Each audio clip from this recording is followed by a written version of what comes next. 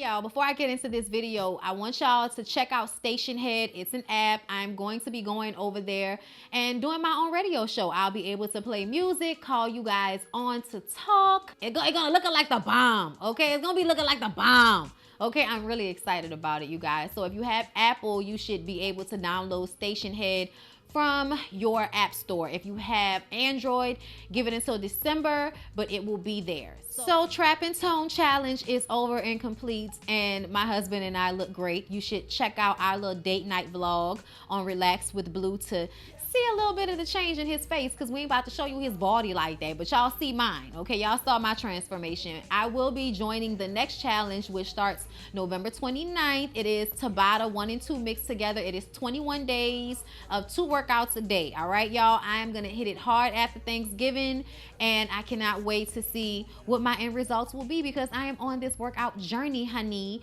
All right, so y'all go to teamlashae.com and check that out. Also, don't forget to go to Paige and Amari. Use my link, y'all, so I can get my credit. But go to Paige and Amari. There is a sale going on all of the fitness wear and all of these new cute clothes and jackets that she's put on there. So y'all go and check that out. And y'all don't forget about TLC products. I actually just started taking the sea moss. Oh my God. I'm nervous. I've never taken sea moss before, but it's something that they just started to provide. I heard that it's really good for phlegm and all of that type of stuff. So I am just starting it. I'm on my 2nd day of using it. Haven't noticed anything bad or good so far. You guys let me know if you tried sea moss before. But either way, y'all check out TLC products. It definitely aids and helps in the workout journey. The NutriBurst, I swear by it, okay? So yeah, y'all, get down below in the description box and hit up those links. Hey everybody, what's up? It's your girl Bondi Blue, and I am back for another Fix My Life review, y'all. This one was another one where it's not a celebrity, but it was still really good. Now next week is gonna have Lisa Ray and her mama and her daughter on that. Child, I can't wait to see that one. But anyway, for this one, it was about this man, this 40-year-old man named Terrell, who has found his biological family. He was adopted by a black family, man and a woman, who took great care of him. But at 39, he found his 5 other siblings, his 5 other sisters by his biological mom, Angela, okay? And they have started the process of having a relationship, but there are some issues. You can tell that Angela is feeling threatened or feeling some type of way about Terrell's adoptive mother, Denise. She tries to create separation. One of the main things that she said that kind of upset a lot of the people probably watching was that if Terrell had been raised by her, he wouldn't have been gay, because Terrell is a gay man. And I'm just like, no, he would have been gay. He would have just been way angrier about it. Like, what you think? The neglectful hood mamas don't have gay sons? Like, like I was just like, oh, okay. And then when we find out that not only did you have him at 12, but you had a child at 13, a child at 14. Like, you were having children consistently throughout your childhood. It wasn't at fault of her own, don't get me wrong. But it's just the point that somebody, goes through all of these things in their life, where you had to run from CPS with your other kids. And for some reason, you think that him not being gay is the main issue. I mean, honestly, look at your daughters your one daughter who came on the show, who actually had to grow up with you. Can't even express herself adequately because she's holding in so much. The other one, she releases it, but she got raised by her grandparents, thank God. While the other one, who was actually with you, felt like she was unimportant and that she couldn't even be in school because CPS would come and pick her up and take her out of your custody. Like, that means you was doing a lot for somebody to come and take these kids from you in the way that they did, and then you running with them, so you're not giving them any stability whatsoever. But what you in your mind worried about is how if he was your son, he wouldn't have been gay. I was just kind of like, yeah, okay.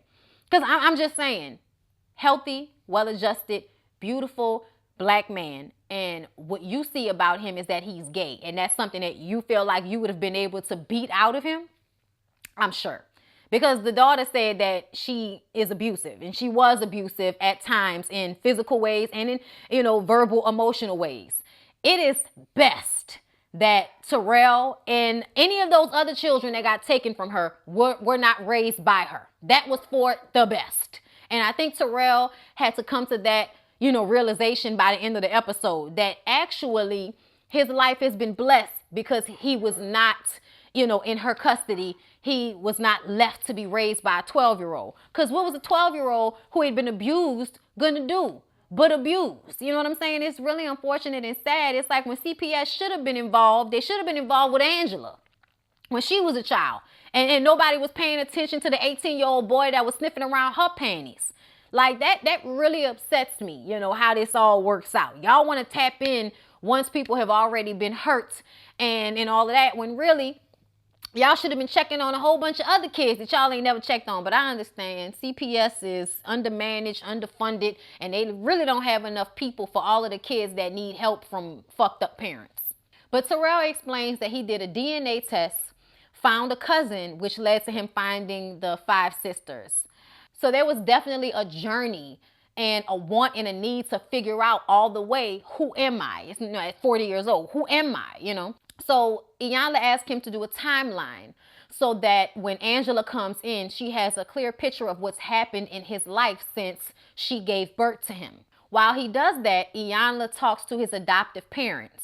Iyanla asks if they are okay with him finding his biological family, and they're good with it. The mom seems to be a little bit more bothered than the dad, but they're still there to support him, and they need to let him know that they're there to support him. They need to relinquish any guilt that he would feel about doing this, Then Iyanla talks to 2 of the sisters who've shown up, and one's name is Alex, and the other one I think was Angelicia. Child, these names. But either way, I'm sorry, Angelicia's terrible. Like, you're wrong for that, Mom. Angelicia? There's just so many things going on at one time. But you know what? Never mind. They found out about their brother from an aunt who was honest with them because their mom lied about it and denied having a son. They talk about how the younger sister, Alex, is in turmoil and has a level of sadness about herself that I picked up on as soon as she sat down. And I know Iyanla picked up on it as well. And it's because Alex holds so much in. She was the one raised with the mom, so she's the one that got the verbal and, emotional and physical abuse from the mother. So she doesn't have the freedom to use her voice. And that's something that Iyanla is going to have to work on with her.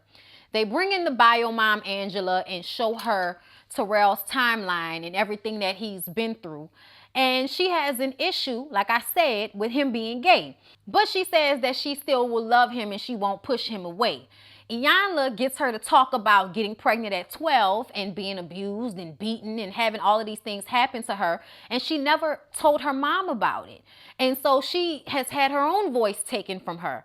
So she has an issue with the adoptive mother. You know what I'm saying? And I think she has an issue with the adoptive mother because it's like, you were able to give my son what I couldn't.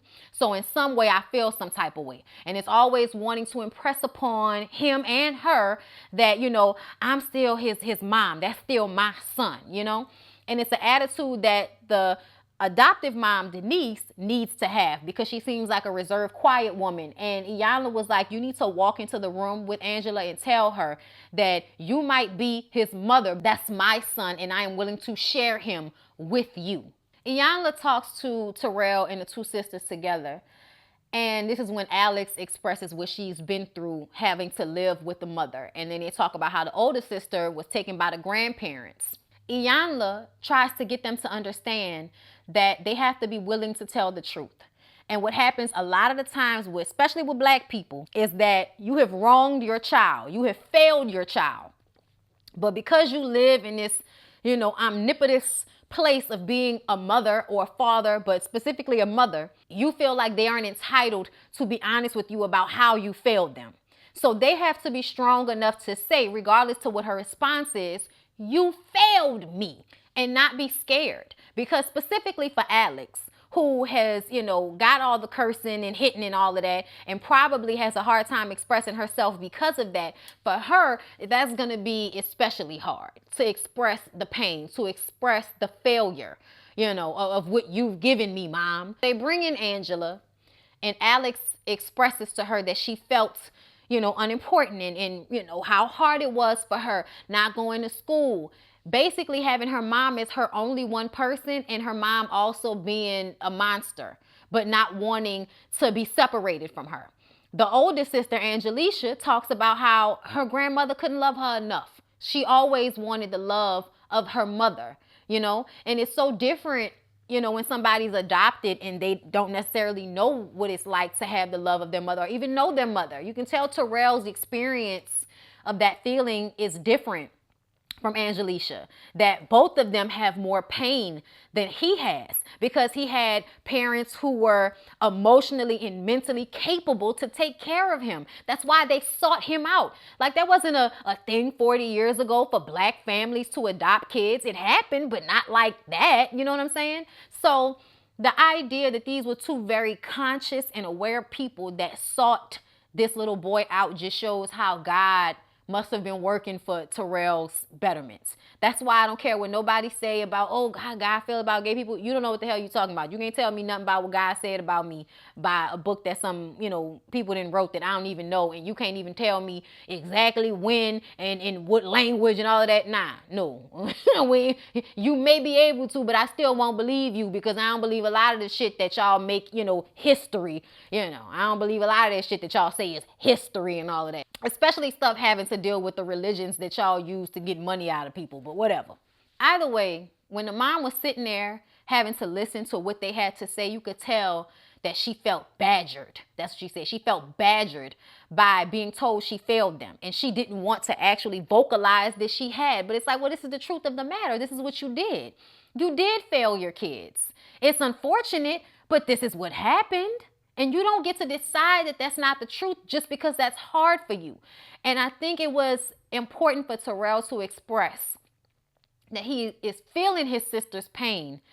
And not only, then all of a sudden it wasn't about Terrell anymore. It became about everybody. And he became the person that helped them deal with their pain with the mom. That's crazy to me, how the child who wasn't involved in any way comes into the picture and helps the siblings let go of some of the anger they have towards the mom who failed them all, And I like that Iyanla, tells her, you don't get to decide how to say the truth. The truth is the truth. You failed them, period. And you did. Take responsibility for them. It doesn't mean you're a bad person. It just means this is what happened. Just like your people failed you. But then Iyanla brings Angela outside to cry onto the balcony. And there are so many, symbolistic things that happen with Iyanla. And I love when she does things like this, because I get it. Like time when you've screamed into the earth, or let it out into the air, into the open, and not inside of a building. I feel like there's so much healing and real meaning behind attributing nature in the way you deal with your pain, because we are of it. We are a part of it. And I think that it is, an ignorant mindset not to utilize the things that God has put here for you, while using him and his word to exact your idea of what's right and wrong. You know what I'm saying? Because that's really what it's about. Like, you want to talk about how him being gay is the issue. I want to talk about how you doing whatever the hell you was doing that meant you couldn't take care of your kids appropriately was the issue. Because you can tell it wasn't always the age thing. Eventually, you were an adult taking care of kids that you couldn't take care of. And that's unfortunate, but why not stop having children at some point? Never mind. Maybe she didn't have access to birth control. So many issues in the black community that you can't just put everything on somebody and suppose that they had options, when really a lot of the times, if you was a young black girl, depending on the decade, you might not have had those options. What you was gonna do, But at some point, I think the lives that we are thrust into, we start to live up to those things. And I think that Angela is somebody that started to live up to all of the trauma that was placed on her at such a young age. Is terrible. But when she was crying outside, the kids were crying. And Terrell comes up behind his sisters and puts his hands on their shoulders to support them. And I was just like, this was supposed to be about his healing. And here he is helping them heal. Such a testament to his adoptive parents and what they were able to provide and pour into him. Oh my God. Oh my God. I'm sorry, y'all, but that touches me, and that means so much because I feel like it is a direct, example of the difference between when people have children that they, are not ready to have versus when people really want kids and are prepared mentally and emotionally to be there for them. What is able to come forth in a human? Somebody who in the process of their own healing is able to support other people. And then you have the daughter, Alex, who I feel like is the prime example of somebody that went without, who can't even vocalize her pain because of how much she's been through. You know what I mean? Like the difference between the parents, you know what I'm saying? I just feel like that says a lot. And I think people need to think about the type of parents they're going to be before they be out here, having babies all willy-nilly like it's of no consequence. And y'all do that. Y'all do be out here doing that. Okay. Y'all know y'all gonna be able to get on some type of, government assistance. And it don't matter that you got kids you can't take care of emotionally or mentally. It doesn't matter because somehow you're gonna find a way. So we bring both of the moms together and they hug. And Angela does the thing that needed to be done, which is thanking Denise for raising her son. And they bring Terrell in, and he needed to assure his mom that you're still my mom. I'm still your son.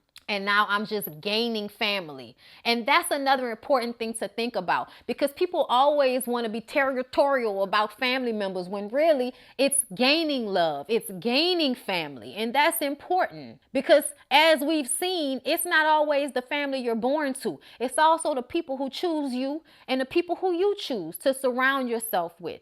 I thought this was a really good episode. You know what I mean? Just because of, I guess, how nuanced it was. You're dealing with a black gay man who was adopted 40 years ago, who has found his mom, who had all of these siblings and had these children at a young age against her will, and then, grows into having a younger child that she running from CPS with. And now as an adult, the thing she picks out is he's gay. Like it was just good because there were so many things involved here. But what I really liked at the end was that he has a real relationship with his siblings. They talk all the time. They check in on one another. That's important to have, especially nowadays where we're all stuck inside. And sometimes you can feel so alone if you don't have people that's there to check up and FaceTime and call and are you okay and all of that type of stuff.